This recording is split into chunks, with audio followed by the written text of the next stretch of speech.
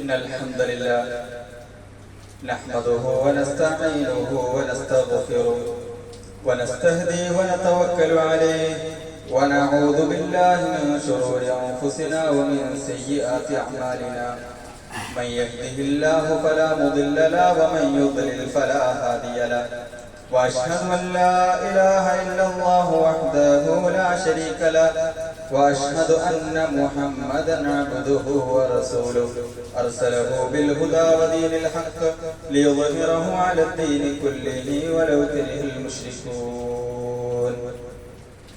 أعوذ بالله السميع العليم من الشيطان الرجيم. بسم الله الرحمن الرحيم. يا أيها الذين آمنوا اتقوا الله حق تقاته ولا تموتن إلا وأنتم مسلمون. يا أيها الناس اتقوا ربكم الذي خلقكم من نفس واحدة وخلق منها زوجها وبث منهما رجالا كثيرا ونساء واتقوا الله الذي تساءلون به والأرحام إن الله كان عليكم رقيبا. يا أيها الذين آمنوا اتقوا الله وقولوا قولا سديدا يصلح لكم أعمالكم ويغفر لكم ذنوبكم ومن يطع الله ورسوله فقد فاز فوزا عظيما. أما بعد فإن خير الحديث كتاب الله وخير الهدي هدي محمد صلى الله عليه وسلم وشر الأمور محدثاتها وكل محدثة بدعة وكل بدعة ضلالة وكل ضلالة في النار. സത്യവിശ്വാസികൾ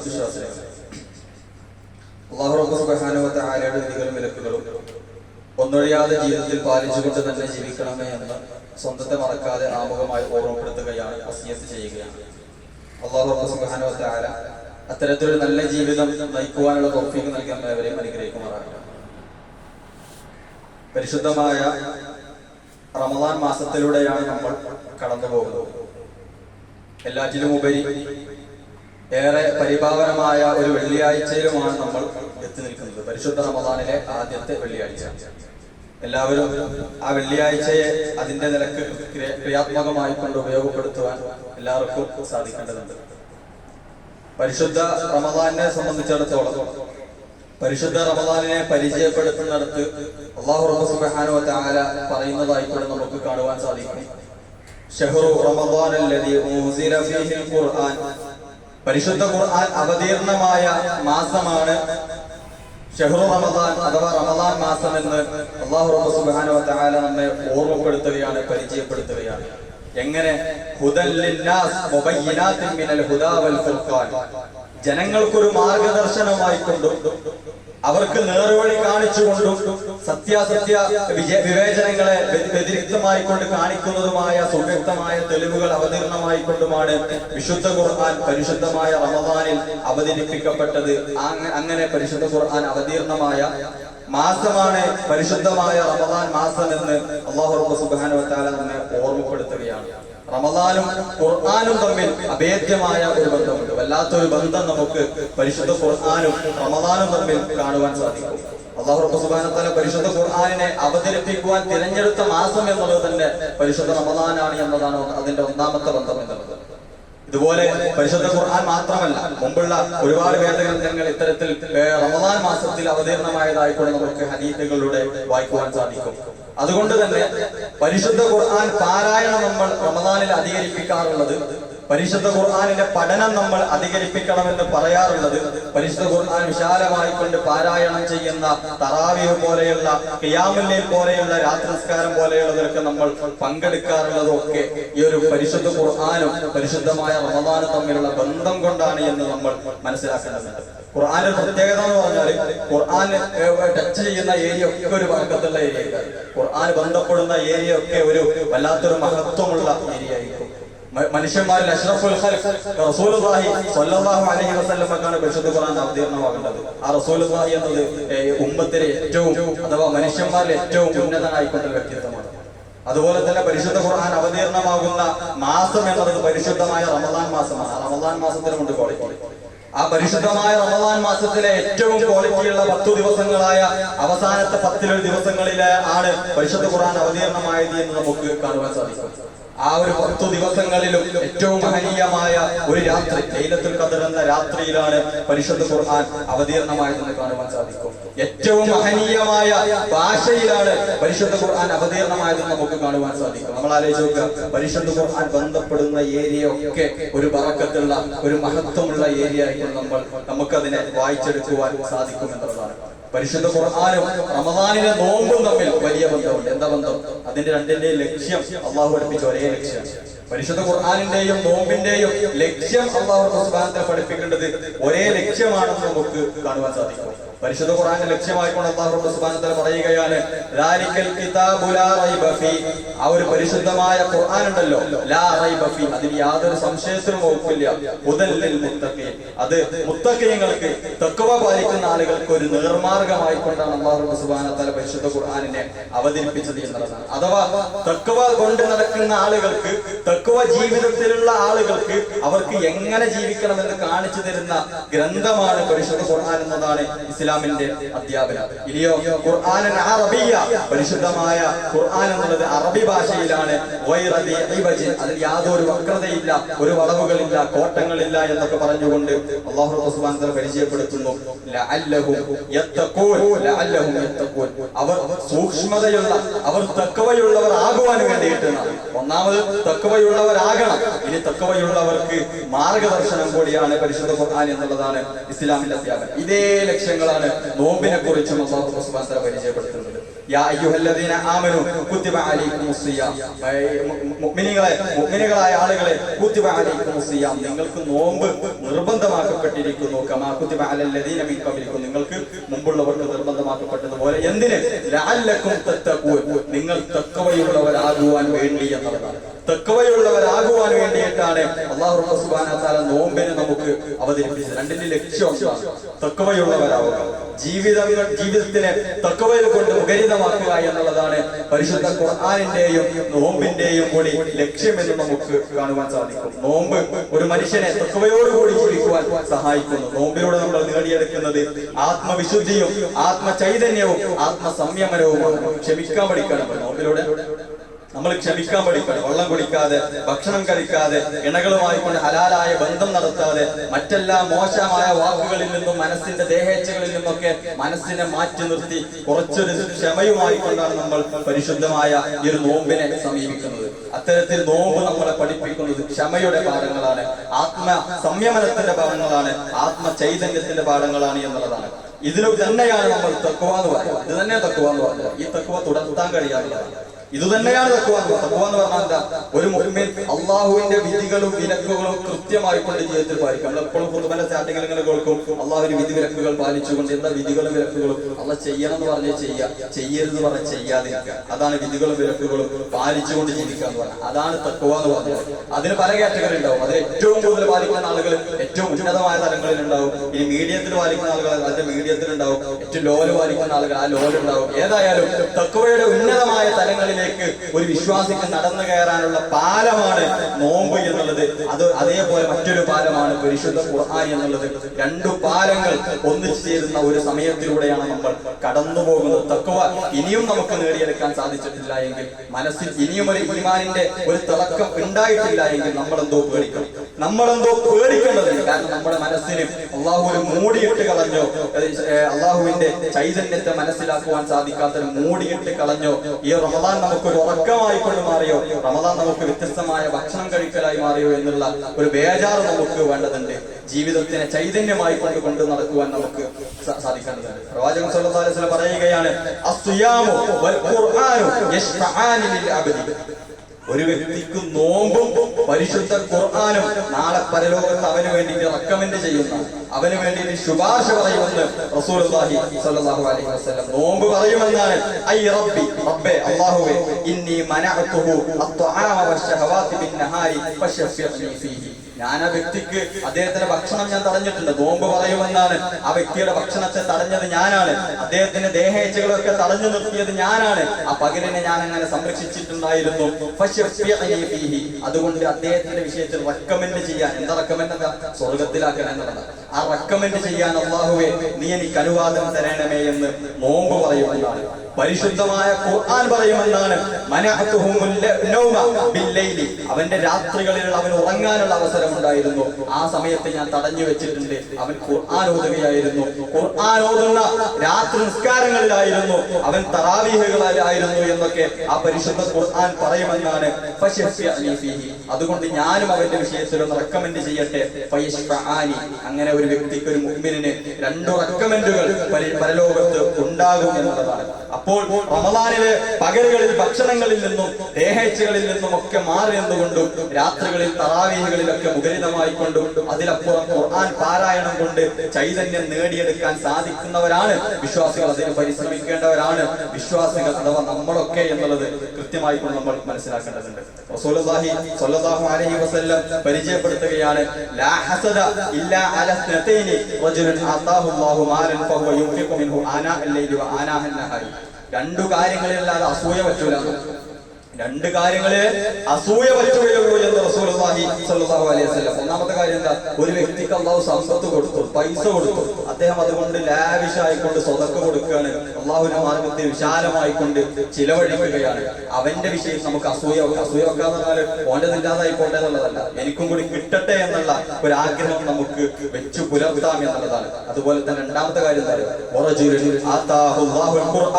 ഒരു വ്യക്തിക്ക് ഖുർആൻ പഠിക്കാൻ, ഖുർആൻ മനസ്സിലാക്കാൻ, ഖുർആനെ കുറിച്ച് ചിന്തിക്കാനൊക്കെ റബ്ബ് അവസരം നൽകിയിട്ട് അതിന്റെ കർമ്മങ്ങളുമായിട്ട്, ആ ഖുർആനിന്റെ തേട്ടങ്ങളുമായിട്ട് അവന്റെ പകലുകൾ മുഖരിതമാണ്, അവൻ രാത്രികൾ അവൻ ചൈതന്യം കൊണ്ട് നേടിയെടുക്കുന്നവനാണ് എങ്കിൽ അവന്റെ വിഷയത്തിൽ നമുക്കൊരാഗ്രഹം വെച്ചു പുലർത്താം, അഥവാ അത്തരത്തിലൊരു അസൂയ വെച്ചു പുലർത്താമെന്ന് റസൂലുള്ളാഹി സ്വല്ലല്ലാഹു അലൈഹി വസല്ലം പരിചയപ്പെടുത്തുകയാണ്. ഇത്തരം ഒരുപാട് ആരാധനകൾ ഒത്തുചേരുന്ന മാസത്തിലൂടെയാണ് നമ്മൾ കടന്നു പോകുന്നത്. ഒത്തുചേരുന്നു എന്ന് മാത്രമല്ല, അതിനൊക്കെ മറ്റു മാസങ്ങളിലുള്ളതിനേക്കാൾ കൂടുതൽ കൂലിയുണ്ട് എന്നുള്ളത് കൃത്യമായിക്കൊണ്ട് നമ്മൾ മനസ്സിലാക്കണം. റസൂലുള്ളാഹി സ്വല്ലല്ലാഹു അലൈഹി വസല്ലം മറ്റൊരിടത്ത് പറയുന്നു, ഇന്നൽ ഖുർആന യൽഖാ സ്വഹിബഹു യൗമൽ ഖിയാമ. പരലോകത്തെത്തുമ്പോൾ റസൂലുള്ളാഹി അല്ലാഹു സുബ്ഹാനഹു വ തആല പരലോകത്തെ കുറിച്ച് പഠിപ്പിച്ചപ്പോൾ എന്താ പറഞ്ഞത്? യൗമ യഫിറുൽ മർഉ മിൻ അഖി, യൗമ യഫിറുൽ മർഉ മിൻ അഖി വ ഉമ്മിഹി വ അബി വ സ്വഹിബതിഹി വ ബനി. മക്കൾക്ക് വാപ്പാനെ വേണ്ട, സ്വന്തം വാപ്പാക്ക് മക്കളെ വേണ്ട, ആർക്കും ആരെയും വേണ്ട. ഭാര്യക്ക് ഭർത്താവിനെ വേണ്ട, ഭർത്താവിന് ഭാര്യയെ വേണ്ട, ആർക്കും പരസ്പരം ഒരു ബന്ധമില്ല. കാരണം എന്താ? എല്ലാവർക്കും എമ്പാടും അവന്റെ കാര്യത്തിൽ അത്യാവശ്യം ബേജാറാകാനുണ്ട്. പിന്നെ അപ്പുറത്തേക്ക് വേറെ ആളുടെ കാര്യം നോക്കാൻ അവസരം ഉണ്ടാവില്ല എന്നുള്ളത് അള്ളാഹുവിന്റെ അധ്യാപനമാണ്. ആ ഒരു സമയത്ത് ഞാൻ നിന്റെ കൂട്ടുകാരനാണെന്ന് പറഞ്ഞുകൊണ്ട്, ഞാൻ നിന്റെ കൂടെയുണ്ടെന്ന് പറഞ്ഞുകൊണ്ട് ഖുർആൻ അവന്റെ അടുക്കിലേക്ക് വരുമെന്ന് റസൂലുള്ളാഹി സ്വല്ലല്ലാഹു അലൈഹി വസല്ലം. ഇന്നൽ ഖുർആന യൽഖാ സ്വഹിബഹു യൗമൽ ഖിയാമ. ഒരു വ്യക്തിയെ ആ ഖുർആൻ ഓതി നടന്ന, ഖുർആൻ പാരായണം ചെയ്ത, ഖുർആനിലൂടെ സഞ്ചരിച്ച, ഖുർആൻ പഠിച്ച, ഖുർആൻ ചിന്തിച്ച ആ വ്യക്തിയുടെ അടുക്കിലേക്ക് ഒരു കൂട്ടുകാരനായിക്കൊണ്ട് പരിശുദ്ധ ഖുർആൻ ഒരു വ്യക്തിയുടെ രൂപത്തിൽ അവൻ ഖബറിൽ നിന്നും അങ്ങനെ ഉയർത്തെഴുന്നേൽക്കുമ്പോൾ അവന്റെ അടുക്കിലേക്ക് പരിശുദ്ധ ഖുർആൻ കടന്നു വരുമെന്നാണ്. ആ ഖുർആൻ കടന്നു വരുന്ന പറഞ്ഞാൽ നമുക്ക് സംശയം ഉണ്ടാവും, ഖുർആൻ ഇങ്ങനെ ഏടുകളായിക്കൊണ്ട് ഇങ്ങനെ പേജ് കൊടുക്കാൻ ഇങ്ങനെ വരലാണോ? അതെങ്ങനെയാണ്? ഒരു വിളറിയ മുഖമുള്ള ഒരു യുവാവിനെ പോലെയായിരിക്കും ആ ഒരു പരിശുദ്ധ ഖുർആൻ കടന്നു വരിക എന്ന് വ്യക്തമായിക്കൊണ്ട് റസൂലുള്ളാഹി സ്വല്ലല്ലാഹു അലൈഹി വസല്ലം പഠിപ്പിക്കുകയാണ്. യഖൂലു ഹൽ തഅരിഫുനി, നിനക്കെന്നെ അറിയുമോ എന്ന് ആ ഒരു ഖുർആനാകുന്ന യുവാവ് ചോദിക്കുമെന്നാണ്. ഫയഖൂലു ലഹു മാ അഅരിഫുക, എനിക്കറിയില്ല. ഒരു വ്യക്തിയെ കണ്ടു, ആരാന്നറിയില്ല, മുമ്പ് കണ്ടിട്ടില്ല, പരിചയമില്ല. ഖുർആൻ നമ്മൾ കണ്ടത് ഇങ്ങനെ ഏടായിട്ടാണ്, ഒരു രൂപത്തിൽ നമ്മൾ കണ്ടിട്ടില്ല. ആ വ്യക്തി പറയുമെന്നാണ്, മാ അഅരിഫുക, എനിക്കറിയില്ല, ആരാണെന്ന് എനിക്കറിയുകയില്ല. ഫയഖൂലു അന സ്വഹിബുക, ഞാനിന്നും നിന്റെ കൂട്ടുകാരനാണ്, ഞാനിന്നും നിന്റെ കൂട്ടുകാരനാണ് എന്ന് ആ ഒരു ഖുർആൻ പറയുമെന്നാണ്. അൽ ഖുർആനുല്ലദി അൽമഅതുക ഫിൽ ഹവാജിർ, നീ വെയിലുള്ള പകലുകളിൽ ദാഹമുള്ളവനാക്കി മാറ്റിയ നിന്റെ ഖുർആൻ ഉണ്ടല്ലോ, അതാണ് ഞാൻ. വഅസ്ഹർതു ലൈലക, നിന്റെ രാത്രികളെ ഉറക്കമൊഴിച്ചവനാക്കിയല്ലോ, ആ ഖുർആനാണ് ഞാനെന്ന് പറഞ്ഞുകൊണ്ട് നിന്റെ കൂട്ടുകാരനായിക്കൊണ്ട്, നമുക്കൊരു കൂട്ടായിക്കൊണ്ട് പരിശുദ്ധ ഖുർആൻ പരലോകത്ത് ഉണ്ടാകുമെന്ന് പറയുമ്പോൾ അതൊരു വിശ്വാസിക്ക് നൽകുന്ന ആശ്വാസം എത്രയായിരിക്കും.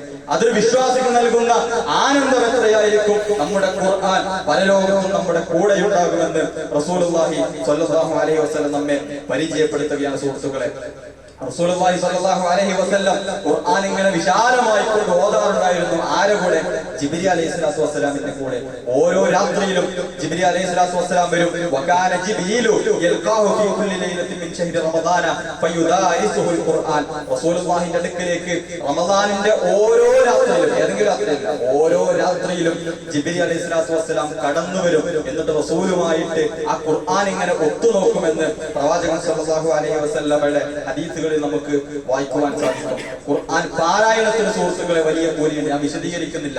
റസൂലുള്ളാഹി സ്വല്ലല്ലാഹു അലൈഹി വസല്ലം പറയുന്നു, ആരെങ്കിലും ഒരു അക്ഷരം ഓതിയാൽ അവനൊരു കൂലിയുണ്ട്, ഒരു ഹസനത്തുണ്ട്. വീണ്ടും പറയേണ്ടതിനാ നമ്മൾ പലപ്പോഴും കേട്ടതേക്കാണ്. വീണ്ടും പറഞ്ഞതിനാ അതൊരു ഓർമ്മപ്പെടുത്തലാണ്. നമ്മൾക്ക് എപ്പോഴെങ്കിലും ഈമാൻ കുറഞ്ഞു കിടക്കേണ്ടതെന്ന് ചില ഓർമ്മപ്പെടുത്തലാണ്. ഒരു ഹസനത്ത് എന്ന് പറഞ്ഞാൽ അതതിന്റെ 10 ഇരട്ടിയാണ്. റസൂലുള്ളാഹി സ്വല്ലല്ലാഹു അലൈഹി വസല്ലം പറയുന്നു, ലാ അഖൂലു അലിഫ് ലാം മീം ഹർഫ്. ഒരു വ്യക്തി അലിഫ് ലാം മീം എന്ന് ഓതിയാൽ, ഖുർആനിൽ എത്ര അലിഫ് ലാം മീം ഉണ്ട്? ഒരു അലിഫ് ലാം മീം എന്ന വ്യക്തി ഓതുകയാണ് എങ്കിൽ റസൂലുള്ളാഹി പറയുകയാണ്, അലിഫ് ലാം മീം എന്ന് പറയുന്ന ഒരു ഹർഫാണെന്ന് ഞാൻ പറയും, ഒരു അക്ഷരമാണെന്ന് ഞാൻ പറയില്ല. അഥവാ അലിഫ് ലാം മീം ഓതിയ 10 പോയി നല്ല പറയേണ്ടത്. പിന്നെ എങ്ങനെയാണ്? വലാകിൻ അലിഫുൻ ഹർഫുൻ വലാമുൻ ഹർഫുൻ വമീമുൻ ഹർഫുൻ. ലാം ഒരു അക്ഷരമാണ്, മീം ഒരു അക്ഷരമാണ്, അലിഫ് ഒരു അക്ഷരമാണ്.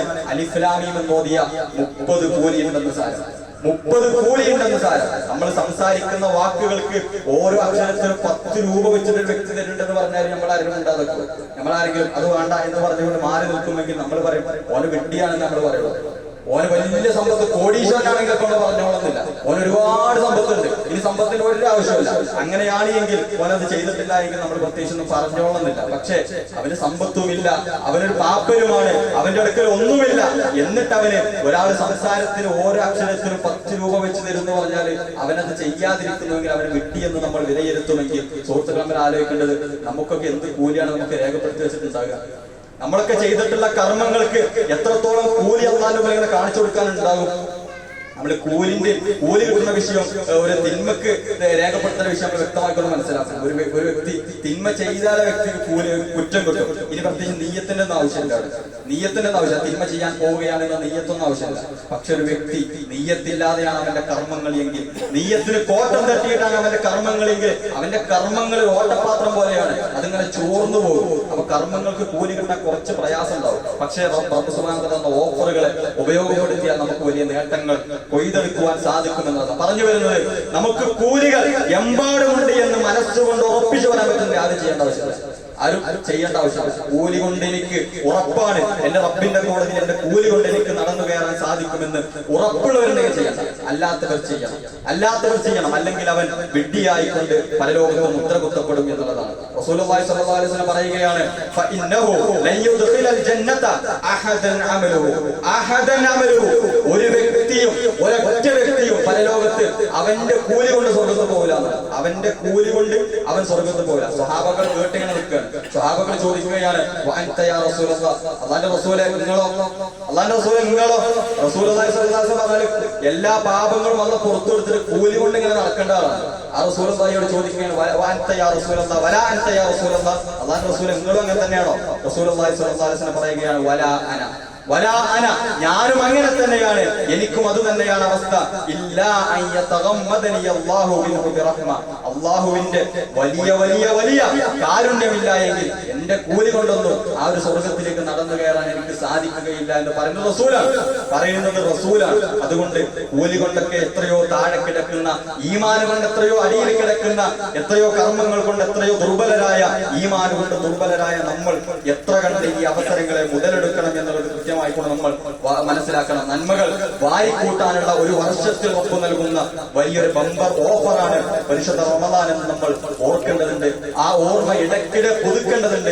അത് വെച്ച് നമ്മൾ കർമ്മങ്ങൾ ചെയ്യേണ്ടതുണ്ട്. നമ്മുടെ ശീലങ്ങൾ കൊണ്ട് ഇനിയും അങ്ങനെ ഓരോ തിങ്കളും ചൊവ്വയും ബുധനും അങ്ങനെ കഴിഞ്ഞു പോകുന്നത് പോലെ പരിശുദ്ധ റമദാനും അങ്ങ് കഴിഞ്ഞു പോവുകയാണെങ്കിൽ നഷ്ടങ്ങളുടെ കണക്ക് റബ്ബിന്റെ കോടതിയിൽ ബോധിപ്പിക്കേണ്ടി വരും എന്നുള്ള കൃത്യമായ ബോധ്യം നമുക്ക് എല്ലാവർക്കും വേണ്ടതുണ്ട്. പരിശുദ്ധ ഖുർആൻ പഠിക്കുവാൻ നമ്മൾ ശ്രമിക്കേണ്ടതുണ്ട്. പഠിക്കുന്നവർക്ക് അത് എളുപ്പമായിരിക്കുമെന്ന് അള്ളാഹുവിന്റെ അധ്യാപനമാണ്. പഠിക്കുന്ന ആളുകൾക്ക് പരിശുദ്ധ ഖുർആൻ എളുപ്പമായിരിക്കുന്നതാണ്. പഠിക്കുന്ന ആളുകൾക്ക് പരിശുദ്ധ ഖുർആൻ എളുപ്പമായിരിക്കും.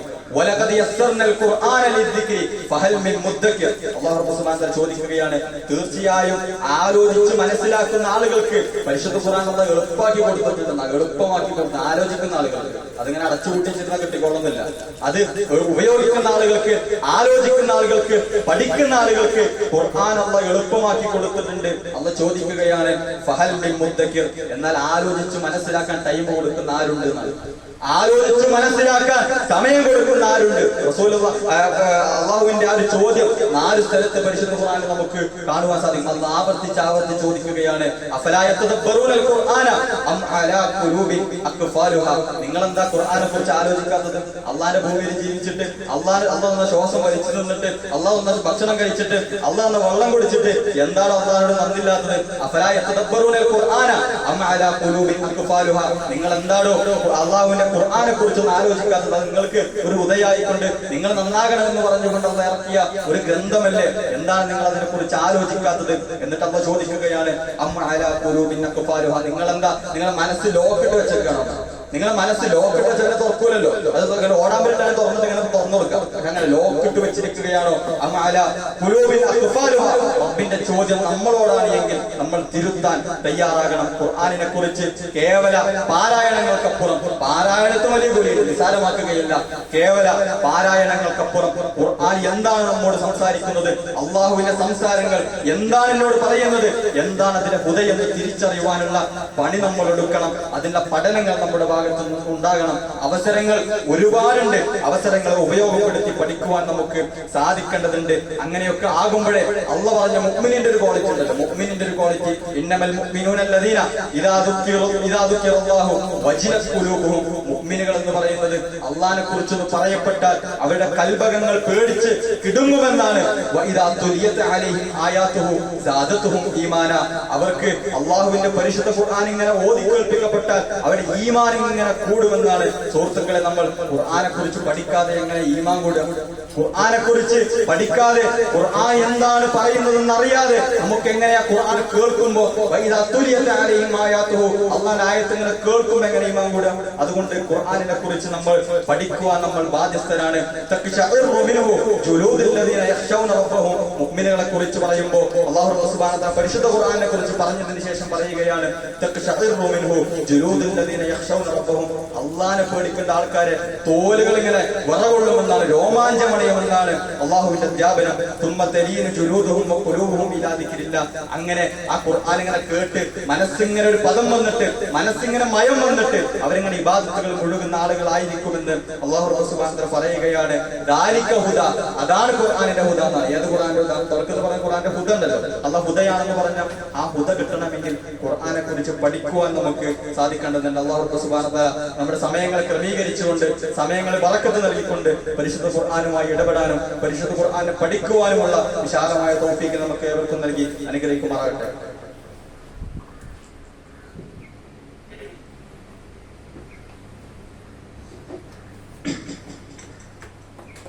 അൽഹംദുലില്ലാഹി വഹദഹു വസ്സലാത്തു വസ്സലാമു അലാ മൻ ലാ നബിയ ബഅദ. അല്ലാഹുവിന്റെ വിധികളും വിലക്കുകളും ജീവിതത്തിൽ പാലിച്ചുകൊണ്ട് തന്നെ ജീവിക്കണമേ എന്ന് സ്വന്തത്തെ മറക്കാതെ ഒന്നുകൂടി ഓർമ്മപ്പെടുത്തുകയാണ്, വസിയത്ത് ചെയ്യുകയാണ്. പരിശുദ്ധ ഖുർആനും പരിശുദ്ധ ഖുർആൻ അവതീർണമായ റമദാൻ മാസവും തമ്മിലുള്ള ഒരു കണക്ഷൻ, അതാണ് നമ്മൾ പറഞ്ഞു വെച്ചത്.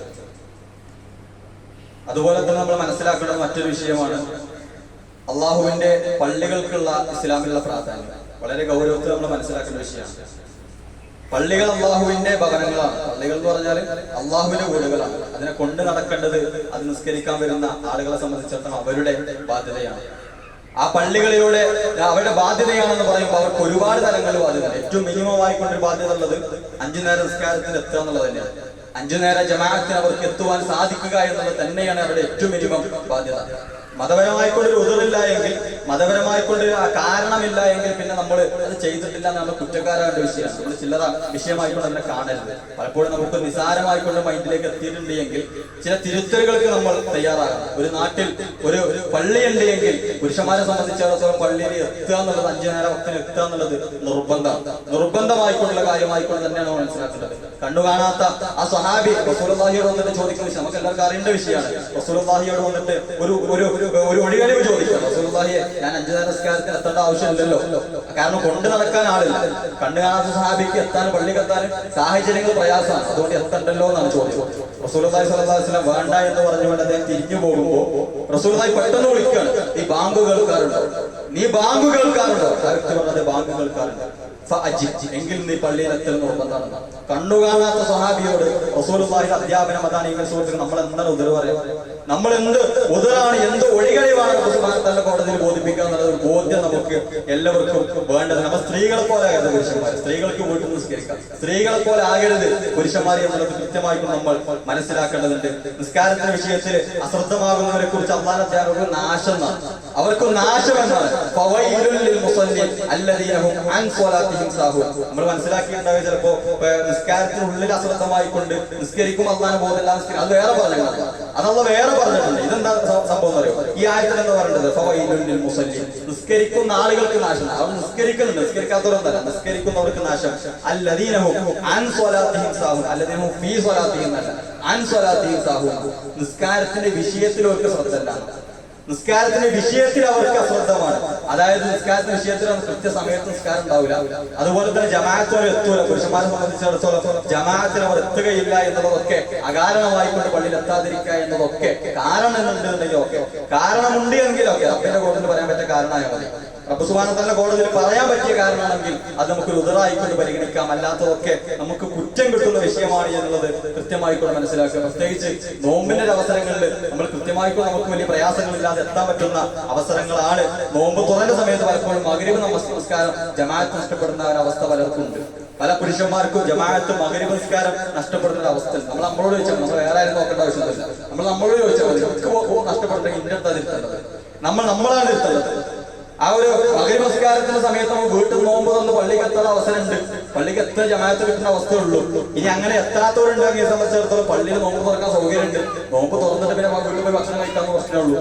അതുകൊണ്ട് ജമാഅത്ത് ഒഴിവാക്കിക്കൊണ്ട് രീതി നമ്മൾ മുഅ്മിനെ സംബന്ധിച്ചിടത്തോളം ഉണ്ടാകുവാൻ പാടില്ല. പാരമ്പര്യമായി കൊണ്ട് ശീലിച്ചു പോകുന്ന ഒരു ശീലത്തിന് അങ്ങനെ ഇടക്കൊക്കെ പള്ളിയിൽ വരിക, ആ ഒരു ശീലമല്ല നമുക്ക് വേണ്ടത്. കൃത്യമായിക്കൊണ്ട് ജമാഅത്തിന് പങ്കെടുക്കുന്ന രീതിയിലേക്ക് നമ്മുടെ മനസ്സുകൾ മാറേണ്ടതുണ്ട്. റമദാനിൽ മാറാൻ പറ്റുന്നത് പിന്നെ മാറാൻ പറ്റിക്കൊള്ളണമെന്നില്ല എന്നുള്ളത് കൃത്യമായിക്കൊണ്ട് നമ്മൾ മനസ്സിനെ ബോധ്യപ്പെടുത്തുക. അതുപോലെ തന്നെ ഏറെ പ്രധാനമായ ഒരു വിഷയമാണ് പള്ളിയെ കൊണ്ടു നടക്കേണ്ടത് നമ്മളാണ്. പള്ളിയെ കൊണ്ടു നടക്കേണ്ടത് നമ്മളാണ്. കൊണ്ടു നടക്കുക എന്താ? 5 നേരം നിസ്കാരത്തിന് പള്ളിക്ക് വന്നു പോകുക എന്നുള്ളതല്ല. കൊണ്ടു നടക്കുക എന്ന് പറഞ്ഞാൽ പള്ളിയുടെ വിഷയങ്ങൾ നമ്മൾ ഇടപെടണം. ആരിടപെടേണ്ടത്? അത് പള്ളി കമ്മിറ്റി 5 ആൾക്കാർ കൂടി ഇടപെട്ട് അങ്ങനെയല്ല, നമ്മൾ ഇടപെടണം. നമ്മൾ ഇടപെടേണ്ട ഏരിയ ഉണ്ടെങ്കിൽ നമ്മൾ കയറി ഇടപെടണം. അതായത് പള്ളിയിൽ വൃത്തിയല്ലാതെ കിടക്കുന്ന സാഹചര്യം ഉണ്ടെങ്കിൽ അത് കമ്മിറ്റിയിലെ മൂപ്പര് വരട്ടെ എന്നുള്ളതല്ല കാത്തുന്നത്. അത് നമ്മൾ ക്ലീനാക്കാൻ പറ്റും, നമ്മൾ ക്ലീനാക്കണം. നമ്മൾ വൃത്തിയാക്കാൻ പറ്റും, നമ്മൾ വൃത്തിയാക്കണം. ഞാൻ കണ്ടിട്ടുണ്ട് എന്റെ ഉസ്താദ് ജാമിഅ ഹിന്ദ്, ഞാൻ പഠിച്ച സ്ഥാപനം ജാമിഅ ഹിന്ദില് എന്റെ ഉസ്താദ് പള്ളിയിൽ ഇങ്ങനെ ഇരിക്കേണ്ട സമയത്ത് വലിയ വലിയ ഉസ്താദുമാരൊക്കെ ആ വെള്ള കുപ്പായം ഉണ്ടാവും, ആ വെള്ള കുപ്പായത്തിലേക്ക് ആൾക്കാർ ആരെങ്കിലും കടിച്ചിട്ട് നഖങ്ങളൊക്കെ ഉണ്ടാക്കുന്ന പൊറിക്കാണ് പോക്കറ്റൊക്കെ ഉണ്ട് ഞാൻ കണ്ടിട്ടുണ്ട്.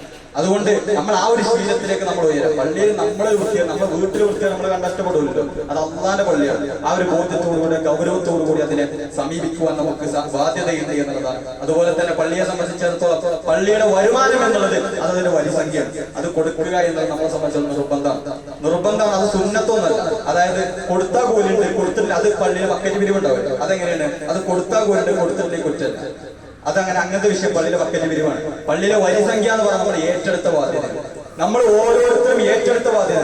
പള്ളിയിൽ അല്ലെങ്കിൽ ഏറ്റെടുക്കേണ്ട സമയത്ത് നമ്മൾ പറയണമായിരുന്നു അതെനിക്ക് പറ്റൂല, ഇതിന് സാമ്പത്തികമായിട്ടുള്ള പ്രയാസമുണ്ട്, നമ്മൾ ഏറ്റെടുത്ത ബാധ്യത. എല്ലാ മാസവും ചിലപ്പോൾ കൃത്യമായിട്ടുള്ള വരിസംഖ്യ കൊടുക്കാൻ നമുക്ക് പറ്റിക്കൊള്ളുന്നില്ല, സാമ്പത്തികമായിട്ടുള്ള പ്രയാസമുള്ള മാസങ്ങൾ ഉണ്ടാകും. പക്ഷെ അതൊരു ഏർപ്പാടായിക്കൊണ്ട് നമ്മൾ കാണരുത്. നമ്മൾ ആരെയും അധിക്ഷേപിച്ച് പറയല്ല, പക്ഷെ നമ്മൾ മനസ്സിനെ ബോധ്യപ്പെടുത്തുക. അതിന് ഞാൻ കുറെ വാക്കാലോചിച്ചു, ഈ പിശുക്ക് നല്ലത് വേറെ വാക്ക് കിട്ടുന്നില്ലെങ്കിൽ ഞാൻ കുറെ ആലോചിച്ചു, വേറെ വാക്ക് കിട്ടുന്നില്ല. റബ്ബിന്റെ കോടതിയിൽ വേറെ മറുപടി പറയാൻ വേറെ വേണ്ടിയില്ല. അഥവാ പള്ളിയുടെ ബാധ്യത എന്നുള്ളത് നിർബന്ധമായിട്ട് നമ്മൾ ഏറ്റെടുത്ത ബാധ്യത നമുക്ക് കൊടുക്കാൻ കഴിയുന്നില്ല എങ്കിൽ വലിയ പരാജയമായിട്ട് നമ്മളെ വിഷയത്തിൽ മാറുന്നു എന്നുള്ള ബോധ്യം നമുക്ക് വേണ്ടതുണ്ട് എന്നുള്ളതാണ്. പള്ളിയുടെ ബക്കറ്റ് പിരി എക്സ്ട്രാ കൊടുക്കാൻ പറ്റും, അത് കൊടുക്കുക എന്നല്ലാതെ ഇനി പള്ളിയുടെ പിരിവിലേക്ക് വരിസംഖ്യയിലേക്ക് കൊടുക്കാൻ പറ്റാത്ത പ്രയാസങ്ങൾ ഉണ്ടെങ്കിലും നിർബന്ധമായിക്കൊണ്ടും പള്ളി കമ്മിറ്റിയെ ബന്ധപ്പെട്ടുകൊണ്ട് സക്കാത്തിന്റെ ഏർപ്പാട് നമ്മൾ കാണും. കാരണം ഒരു പള്ളി മാസത്തിൽ ഒരു ചെറിയ സംഖ്യ കൊടുക്കാൻ നമുക്ക് നമ്മുടെ ചെലവുകൾ കഴിച്ചിട്ട് പറ്റണില്ല എന്നുണ്ടെങ്കിൽ നമ്മുടെ ചെലവ് പറഞ്ഞാൽ നമുക്ക് എല്ലാ വിശാലമായിക്കൊണ്ട് ചെലവ് കഴിച്ചിട്ട് ചിലപ്പോൾ കഴിഞ്ഞോളുന്നില്ല. ഒരു പ്രഥമ സ്ഥാനത്തിലേക്ക് ഇതിനെ നമ്മൾ കാണണം, നിർബന്ധമാണ് എന്നുള്ള നിലക്ക് ഇതിനെ നമ്മൾ കാണേണ്ടതുണ്ട്. അതുപോലെ തന്നെ ഇനി അതിന് കഴിയാത്തവരുണ്ട് എങ്കിൽ നിർബന്ധമായിക്കൊണ്ട് പള്ളിയുടെ സക്കാത്ത് ചെല്ലുമായിക്കൊണ്ട് ബന്ധപ്പെട്ട സക്കാത്തിലുള്ള അവസരങ്ങൾ അവർ കാണണം എന്നുള്ളതാണ് ഒന്നുകൂടി ഓർമ്മപ്പെടുത്താനുള്ളത്. കാരണം അവരുടെ സക്കാത്തിന് അർഹരാണ്. അത് പള്ളി കമ്മിറ്റിക്കാർ പ്രത്യേകം ശ്രദ്ധിക്കേണ്ട വിഷയമാണ്. അത്തരം ആളുകളുണ്ടെങ്കിൽ അവർക്ക് സക്കാത്തിന് അവസരം കൊടുക്കുക, സക്കാത്തിന് അവർക്ക് കിട്ടിയിട്ടില്ല എങ്കിൽ റബ്ബിന്റെ കൂടുതൽ മറുപടി പറഞ്ഞ പള്ളി കമ്മിറ്റിക്കാരുണ്ടാവും, അതല്ലെങ്കിൽ സക്കാത്ത് കൊടുക്കുന്ന ആളുകൾ ഉണ്ടാവും എന്നുള്ളത് കൃത്യമായിട്ടുള്ള ആ വിഷയത്തിൽ നമ്മൾ വേർതിരിച്ച് മനസ്സിലാക്കുക. അതുകൊണ്ട് സത്യമായി മനസ്സിലാക്കുവാനും അതിൽ കൊണ്ടുകൊണ്ട് ജീവിക്കുവാനുള്ള തൗഫീഖ് നൽകിയ റബ്ബ് സുബ്ഹാനഹു വ തആല അവരെയും അനുഗ്രഹിക്കുമാറാകട്ടെ. അല്ലാഹുവേ, സത്യമായി കൊണ്ട് മനസ്സിലാക്കുവാനും ഒരു പ്രശ്നങ്ങളുമില്ലാതെ, ഖുറാഫാത്തുകളില്ലാതെ, വിദഅത്തുകളില്ലാതെ, അല്ലാഹുവേ ഞങ്ങൾ ശിർക്കുകളില്ലാതെ ഞങ്ങൾ സ്വർഗ്ഗത്തിന്റെ ലോകത്തിലേക്ക് നീ ഞങ്ങളെ ഉയർത്തണേ റഹ്മാനെ. അല്ലാഹുവേ, സ്വർഗ്ഗത്തിലേക്ക് ആദ്യം നടന്നു കയറുന്ന ആളുകളെ നീ ഞങ്ങളെ ഉൾപ്പെടുത്തി അനുഗ്രഹിക്കണേ റഹ്മാനെ. സ്വർഗ്ഗത്തിലേക്ക് വെറുതെ അങ്ങ് നടന്നു കയറാതെ സ്വർഗ്ഗത്തിന്റെ ഉന്നതമായ ജന്നാത്തുൽ ഫിർദൗസിലേക്ക് തന്നെ നീ ഞങ്ങളെ വഴി നടത്തണേ റഹ്മാനെ. അല്ലാഹുവേ, ഞങ്ങൾ ചെയ്യുന്ന നോമ്പുകളും ഞങ്ങൾ ചെയ്യുന്ന നിസ്കാരങ്ങളും ഞങ്ങൾ ചെയ്യുന്ന സ്വതക്കുകളും ഒക്കെ നീ കബൂലാക്കിക്കൊണ്ട് ഞങ്ങൾക്ക് അതൊക്കെ കൂലി തന്നുകൊണ്ട് ഞങ്ങൾ സ്വർഗ്ഗത്തിലേക്ക് വഴി നടത്തണേ റഹ്മാനെ. അഖൂലു ഖൗലി ഹാദാ അസ്തഗ്ഫിറുല്ലാഹ ലി വലക്കും വലിസാഇരിൽ മുസ്ലിമീന മിൻ കുല്ലി ദംബ് ഫസ്തഗ്ഫിറൂഹു ഇന്നഹു ഹുവൽ ഗഫൂറുർ റഹീം. വസല്ലല്ലാഹു അലാ നബിയിനാ മുഹമ്മദ് വഅലാ ആലിഹി വസഹ്ബിഹി വസല്ലം. അഖിം ബിസ്സലാത്ത്.